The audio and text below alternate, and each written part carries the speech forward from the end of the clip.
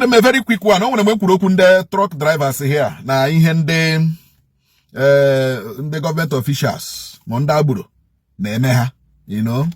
Now, to she disturb her, no to she any hands, no to she prevent her from entering over when the time is ripe for them to enter over.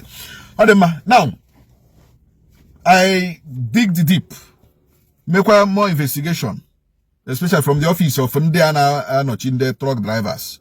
We drop it on a time age about 10 p.m. Time truck drivers see when the Ijibata email with a show with a gawa basho with a gawa maya show with a gawa patako to show with a gawa bayasao from 10 p.m. to 6 a.m. in the morning. That was the information I got. And that Hana Eje Park Yanu Kuoji, especially in the natural daily tickets, according to information I'm with. Then when a daily ticket truck so most of them in park in Ukuoji, they don't give paid daily ticket. You know, so they will wait until 10 p.m. Now, it is in their right. If they still want to wait till 10 p.m., no problem. But when Kola Batagime town, within the time, no question about Ime town. On a Kuhana or waiver, we hana or waiver, no, na internal revenue, state internal revenue, you obtain your waiver so that you can pass through the day. That was the information gathered. And I na TSA. And I online, paying to government TSA. They will now send you a waiver. That waiver we hegeme gi Batazia during the day. You know, she's here during the day, Gawabe Chorega. So when we truck away during the day, man, no waiver. Then on deck, I had but you couldn't win the whoever. When they came a block, and they didn't obtain waiver.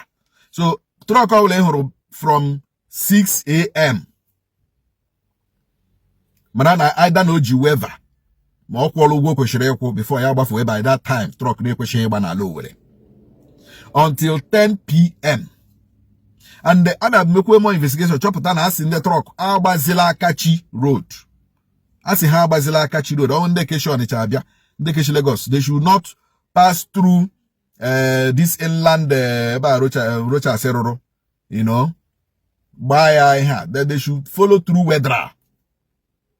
They should follow through Wedra. And Agola Habazila Douglas. No truck should pass through Douglas, but they can pass through Wedra. Pass through Wedra bus to na kada here na Wedra roundabout. So how bazila kachi? When they Keshia Babia, how bazila kachi? How about straight down to Wedra Junction? Bazia Wedra Gawebe Hanaga.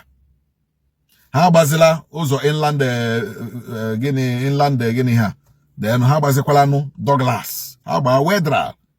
She whether a bus to control, or bus to Amako Air flyover, or bus to wherever they are going. So now Ogo for Honda Nijideha non dedariu. That was the information we got. Now Honda Nijideha non dedariu. You know? Because the truck drivers have been complaining of this.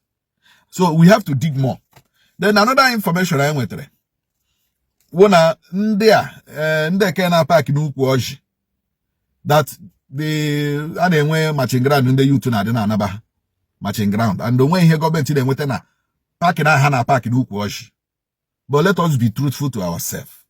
If you park on that road, especially Ukwu, about the dangerous in the park, I've advised them they should get a park. We are trailers, Oteshimi and Ore, Oteshimi and Okun, Oteshimi and Lagos. Eben the trailer and the Nukwa, Gemegene, Gana Banyena, Wo. Time you get Rube to pass, you enter there, you pay and stay. So you cannot just park on the road and expect not to pay.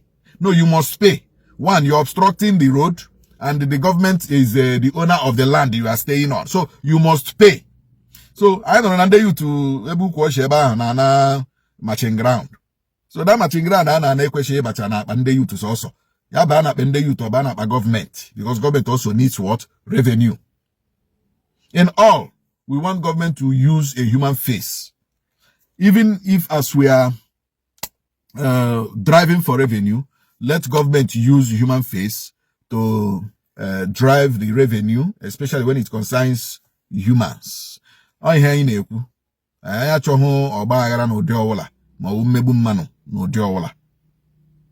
Thank you very much.